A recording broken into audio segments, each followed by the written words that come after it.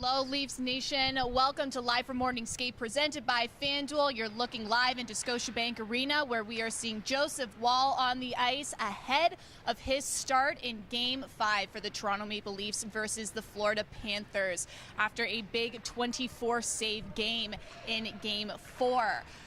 I'm Jacqueline Doorey, joined by Becky, Kellar, our analyst. Becky, I want to ask you, this guy's 24 years old. He's so composed. He had an amazing first career NHL playoff start the other night. What made him play so well?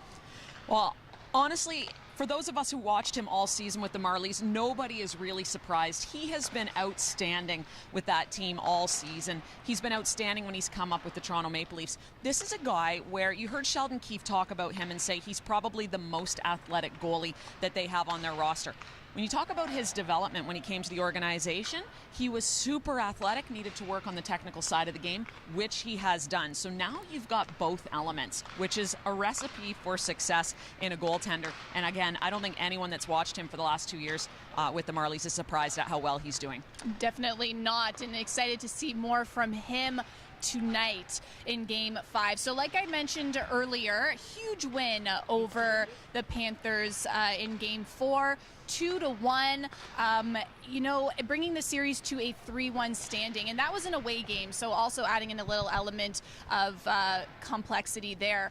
So when we talk about that game, what was different about the Leafs' performance? Sheldon Keefe said it was one of the best efforts of the season, but what did you think was different about Game 4 versus Games 1 through 3?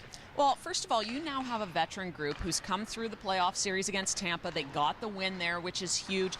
And so this, to me, is a team where they got into that game and they rose to the occasion instead of letting that big moment be too much for them.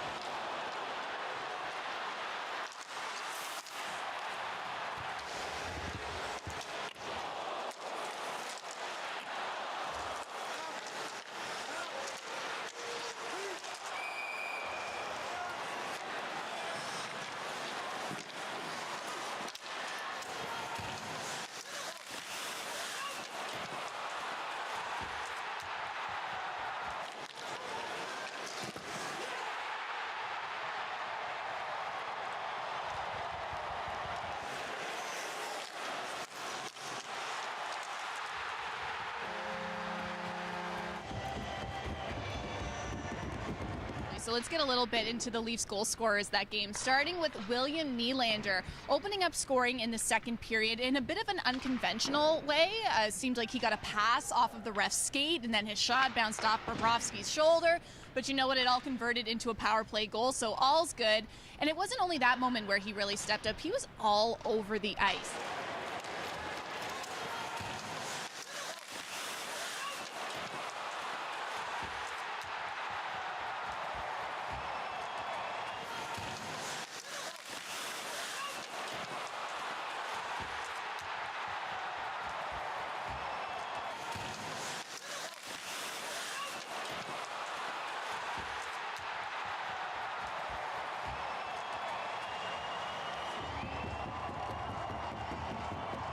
From him, you knew he was due because he was getting the chances. Great to see him get that first one. Yeah, someone else all over the ice was Mitch Marner, getting his third goal of this postseason, his 14th point. And this came in the third period, extending the Leafs' lead to 2-0. Like I mentioned, another important player Wednesday night. When you take a look at the numbers, the Leafs won 70% of expected goals with number 16 on the ice. So what did Mitch Marner do so well? I think he was moving his feet. And I think that was a difference from Game 3 to Game 4 with him, is that he was moving, and his edge work is so good, his ability to find time and space so good. Guys can't hit him. They can't catch him. And so I found he was getting caught a little bit in Game 3, certainly not in Game 4, and he was making things happen. The play runs through him. We saw that in Game 2 with the power play goal. Everything runs through him. So when he's going and he's got his swagger back, this team is going. So it's a great thing for the Toronto Maple Leafs. Yeah. Marner was in fine form on Wednesday, expecting that momentum to continue tonight. So as the game went on in the third, we saw Sam Reinhart come up big again for the Panthers, converting a pass from Matthew Tkachuk into a power play goal. which meant that the Leafs had to protect their lead for about 8 minutes, which was no small feat against the Panthers, but they did a fantastic job doing what they had been doing all game, playing with a sense of urgency, not giving the Panthers much time and space. What did the Leafs blue line do so well? Well, they did such a great job of defending the front of the net, getting in shot lane. We saw that with Shen earlier in the game. May have saved the game with a good stick right in the slot, getting his body again into shot lane. Now, you look back at that game. When the Panthers pulled their goalie with 1:45 left, they got one shot on net, and it came from outside the blue line. So that is a great team defensive effort, but certainly by the blue line. We saw some defensive changes with Brody and McCabe being split up. Right. So Brody and Hall took the bulk of the shutdown minutes in that game, and I thought they did a really good job. Something else that I couldn't help but noticing, 21 blocks from the Leafs Wednesday night, and that was something that Paul Maurice credited the Leafs for in the post game. So just a lot of contributions coming in all different kinds of ways, but that's exactly what you want to see in a greasy win to keep the playoffs alive for the Leafs. So let's take a look at what's happening on the ice right now. You saw earlier Joseph Woll was getting some skating time in. We did see Ilya Samsonov getting some skating time in as well, which is encouraging considering he is still recovering from his upper body injury from Game 3. And yeah, we also have seen Michael Bunting out here. We see Wayne Simmons, a lot of bodies. It is an optional practice though, and with the workload, you got to kind of get your work in when you can. Yeah, and Matthew Nyes being on the ice has been a really positive sign as well. He won't be in the lineup, but it certainly is a statement in terms of his progress and how he's feeling that he's on the ice and skating with the group. So love to see that as well. And you're right, some guys out here, you get to this time of year, guys have to do what it is that they need for their body to be ready for the game, and we've seen that throughout the course of this season. Yeah, from characters like Ryan O'Reilly as well, Luke Shen on the ice. As usual, those veterans getting in some time before tonight's game at 7 p.m. Eastern. All right, speaking of tonight's game, let's get into our Game 5 preview. You mentioned a couple lineup changes in Game 4. I want to talk about those a little bit as we head into tonight. Alex Kerfoot got some time with John Tavares and William Nylander. We saw Ryan O'Reilly get some time with Mitch Marner and Austin Matthews. So what about those changes were effective in Game 4, and do you think we'll see more of that tonight? Well, I think that's the one thing we can hang our hat on, is that there's going to be changes in the lineup. We've seen it throughout this playoff series, especially when they opt to go 11-7, which we don't know if they're going to do that again tonight. But when they do, you definitely see those lineup changes throughout the course of the game. Sheldon Keefe can make a lot of in-game adjustments to get what he wants, especially in situations where you've got an offensive zone draw. You see that quite often where Willie Nylander will jump out with Matthews and Marner. We saw O'Reilly and Tavares at times in that game. So there's a lot of versatility within the lineup, which I think is good because you can get matchups that you want, or you see that a guy's having a good game, you throw him out there a little bit extra. And so I would think the one thing that we can predict about tonight's game is that the lineup will be a little bit unpredictable. There you go. Also, we mentioned off the top Joseph Woll getting the start tonight, and he played fantastic Wednesday night, but what do the Leafs need to continue to do to keep making his life easy in the crease? Well, I think they got to continue to play that stingy style of defense, blocking shots, like you said, the 21 block shots, but to me, again, it's the puck management. This Florida team is opportunistic. Most of their goals have come off of turnovers and then extended zone time because of that. If the Leafs are really good in terms of their puck protection, puck management, they deny those opportunities, certainly make Joseph Woll's life a lot easier.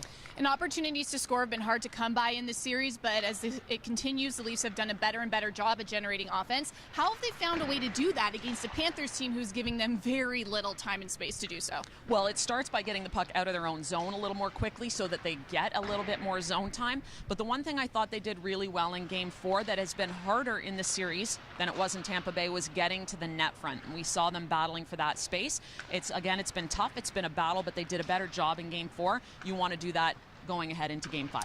And now the Leafs served the Panthers with their first loss after 6 straight wins. What kind of response do you think we're going to see from Florida tonight? Well, the one guy I think you may see a response from is Tkachuk. And this is a guy who, there's a lot of talk about him going into this series.